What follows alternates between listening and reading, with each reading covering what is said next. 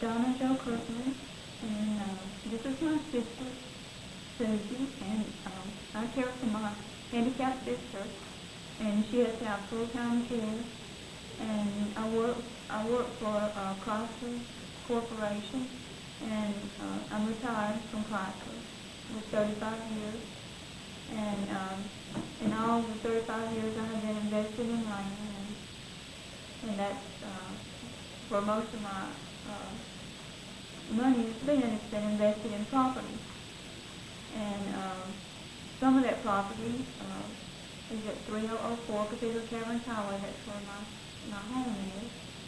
And I invested in 15 more acres at 2756 Cathedral Caverns Highway, and it was financed by People's State Bank. And this is all in Marshall County, Alabama. And I live in the town of Grant. And there's been a conspiracy to take my property, and People's State Bank and the neighbor next door, and police officers in Grant and Sheriff's Department in Marshall County have all been conspiring with me to take my land from me. And I've been arrested 3 times on false arrest, and I was put in jail on the 3rd time for 5 days. And I had to sleep on a concrete slab. And this has harmed my health, and it has threatened my life and endangered my sister, because I've been away from her. And I've had to have a friend take care of her, and he had to take off from work to take care of her. And this is all an attempt. They've already threatened me with DHR with her. And this will place her in a home where she's not able to be, because she's already had to go in there for a short while when my hand was hurt. And they let her fall out of a chair, and she got damage to her head, and she had to stay in the emergency room all day with her head where it had hurt her head. And so she needs to be with me, because I know how to take care of her. She has mental problems, because sometimes she don't know what she's doing, and I have to take care of her. And I have to brush her teeth and everything, wash her hair, and give her a bath. And anyway, I'd just like to tell my side of the story of what has been going on since 2004. And all these problems started back when 2 families moved in beside my property.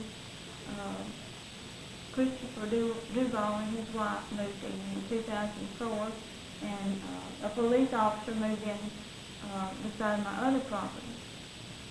And he was from Florida originally, and so he was a police officer at Grant. And his name is Chuck Van Eaton. And from the very moment I met him, he asked if he could buy my property, which I didn't want to sell. And I told him that. But anyway, as years passed, these 2 men have harassed, and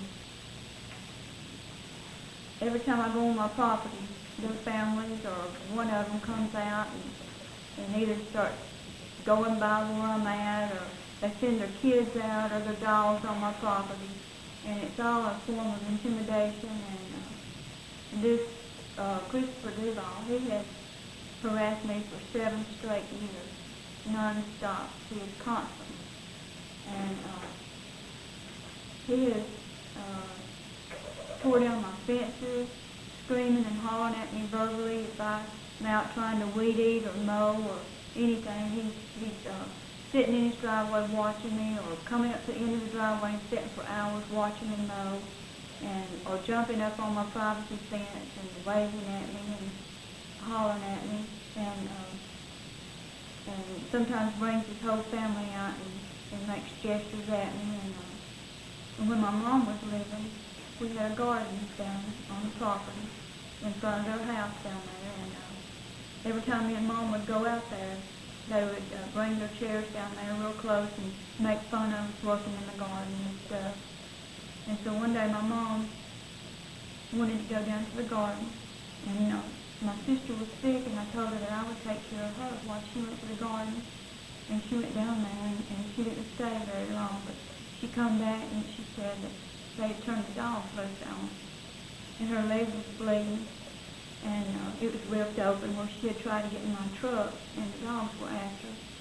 And so anyway, she would sit down in the recliner and started crying, and she said, I'm not never going to go back down there. She was so scared, and she was crying, and her leg never did really heal, and I had to fix her leg up and everything, and it was real bad. And I went to Scott Walls several times, and that was one of the times I went to him and I showed him pictures of my mom's leg, and I tried to get him to help me with this problem that I've been having. And he would say, you just need to move. And if he sent deputies out there, they would say, well, don't make him mad, just don't make him mad. And when he would tear my fence down, if I tried to put it up, they'd say, well, just leave the fence down, just leave the fence down. And they would say, well, why don't you just move the fence and move it over and let him have it. And everything he did, they would never try to help me. It was always, don't make him mad, or let the fence stay down, or stay away from down there. I mean, it was my property, and they would tell me to stay off of it. At any time did you feel that your life was threatened? All the time. I felt like I felt like I was being terrorized constantly. And it never stopped. It didn't matter if I was at my house, they were coming by watching me up at my house, or if I was out feeding my horses, they was always, they knew where I was, and if I went to my mailbox, they would come out. Did the police take official complaints about that? Yes. I had a lot of complaints and reports, but they didn't go anywhere. Nobody would do anything. And I tried to get restraining orders, protective orders, and I would go to the district attorney's office. I don't know how many times I went to the district attorney's office. And I even spoke with Steve Marshall on the telephone about it. And they would send me back and forth. They'd send me up to Albertville and say, you've got to go up there. And then when I'd get up there, they'd say, well, you can't get a restraining order because it wasn't domestic, because I wasn't having a relationship with him. So then they crossed the street over to the circuit clerk's office. And it was just a constant back and forth, and she would say, well, the sheriff don't know what he's talking about. And so this went on for years, and I just exhausted myself because I was having to drag her out every time, and she would have to sit out in the hot sun while I went in there and tried to deal with all this. And then it got to where when I'd go over there, they wouldn't even come out. Scott Walls wouldn't even come out. He'd take everybody around me and leave me sitting there. And then he'd send two of his deputies out to talk to me. And they would always get off on cars and stuff and talk about the cars I was driving and things like that. And about, oh, he's just got a crush on you, or he's just obsessed with you. And they would just get off on this trail, and none of them would ever help me. And then they would laugh about it. They thought it was all funny. And then in 2007, him and Chuck Van Eaton decided they're going to all come against me. And they used the city attorney won, and they all tried to take my land, both sides of it. This one's going to take this is going to take this. And Judge Jolly was involved on it. What procedures did they use to try to take it? They tried to take adverse possession. Just because there was one little pole standing up, they was going to try and take adverse possession. I didn't want my property cleaned up. I wanted privacy, and that's why I left it like that. If I'd wanted it cleaned up, I would have cleaned it up myself.